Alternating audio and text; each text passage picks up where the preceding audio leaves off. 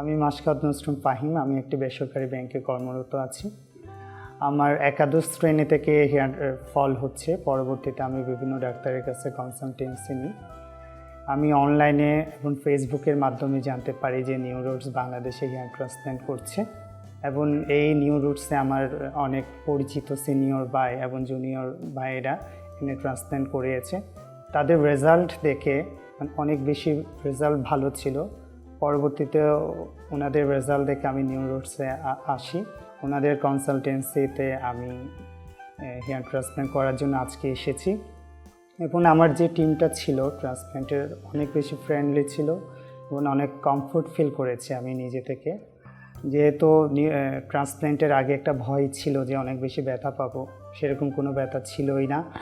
মনে হচ্ছিল যে অ্যানেস্থেসিয়া যখন দিচ্ছিল আমাকে, তখন মনে হচ্ছিল কোনো পিঁপড়ে অথবা মশা কামড় দিচ্ছে এরকম। আমি ট্রান্সপ্ল্যান্ট করে অনেক বেশি স্যাটিসফাইড। এখন আমি অপেক্ষা করব আমার রেজাল্টের জন্য।